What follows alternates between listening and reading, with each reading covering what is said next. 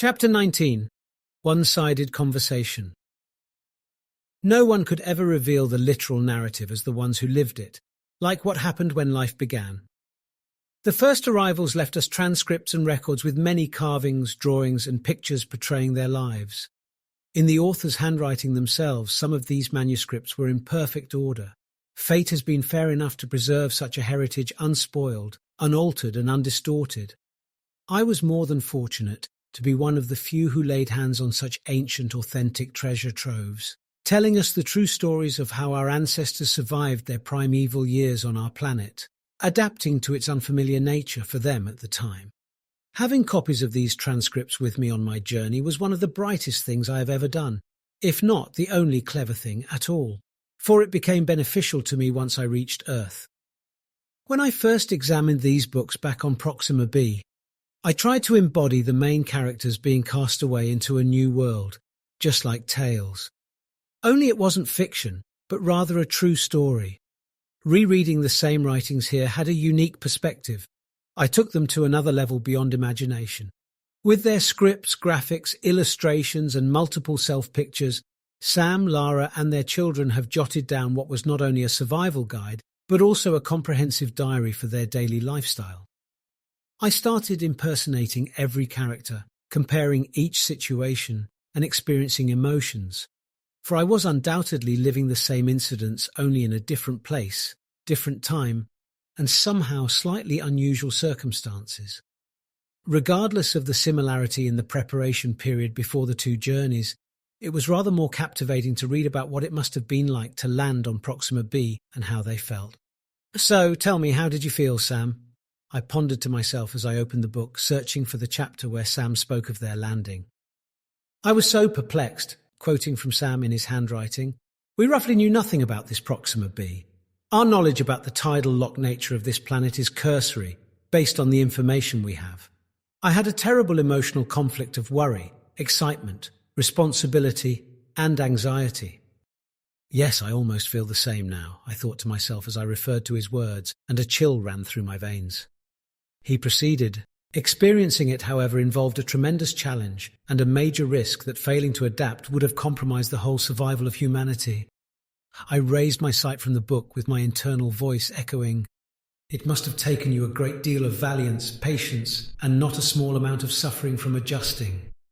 I continued my discourse while I watched for my steps not to stumble. "You realize, Sam, my experience of landing on Earth isn't any better, nor was it effortless as I thought it would be. Correlating a pair of reversed course trips between two distant worlds in retrogressive civilizations seemed ludicrous and inappropriate if that was ever deliberate. That paradox, with all its absurdity, was an apt cause for my unease." I went on. "Never before have I experienced day and night successively without moving a single step. At that moment I stopped walking and began to look around, enjoying the sweet melodies and harmonious rhythms of other creatures nearby. I did not know if they were warbling, carrying mutual conversations, wondering about me, that strange, intrusive alien, or perhaps even fighting in their language. While I could honestly say how mesmerized I've been with these fellows, others terrified me, not only with their sounds but also with their behavior and posture in attacking their prey as a feeding process. My readings informed me well about these beings, which sometimes referred to them as animals, reptiles, and birds, with categories and names for various species. It was nevertheless marvellous to exist among them, watch them with my bare eyes, despite the threat of someday being a meal for some. We have not seen any creatures since we landed a few months ago, not even birds, reptiles, or other moving objects save ourselves. Simply put, there is no particular sign of any living organism on Proxima-b. Yes, there is life. We can easily spot it in thickets, grass, and plant life. But the seas and rivers do not even have fish. There are no critters at all. Imagining how tough this might have been for them, I kept reading. That was the one immense shock we never expected. Until now, we do not know how these plants reproduce. The important thing is, we picked up how to survive and feed entirely on plants, or as we used to call it back on Earth, being vegans. My jaw dropped as if I had never read this part, thinking to myself, so this is the source of that term. That is how we knew it and adopted it ever since. Then I began to think about the reason why I came here in the first place. My task was straightforward: to get as much data as possible, information about various sorts of life, the nature of planet Earth, the expected dangers and obstacles. And mainly, although they never threw it to my face yet, I knew it. What effects people could suffer on Earth, considering the brief interval I would spend here. Yes, I was a lab rat, and I was okay with that. At least it was a better cause than for what I was settling. Anyway, I was supposed to deliver all this information to our scientists to help them study the survival possibilities on this planet. Our mission. I read that title in the book I carried to find out how different theirs was from mine. Since we are the only survivors from Earth, or that's what we believe, we have no one to report to or any required data to gather.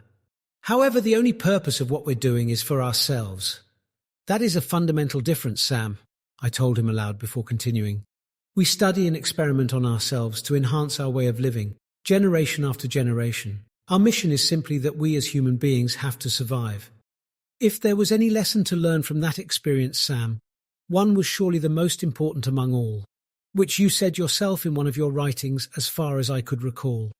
Do not interfere with the harmony of the ecosystem. These last words echoed in my ears. My little family and I learned and understood that lesson the hardest way possible when we had to abandon our planet.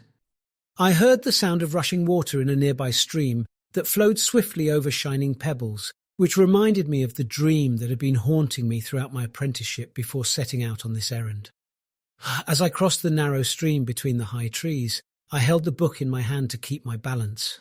I then continued reading. It was our Earthlings' interference and the will to control, change and modify all our surroundings, whether with a good intention or a bad one. Had it not been so, none of this would have happened.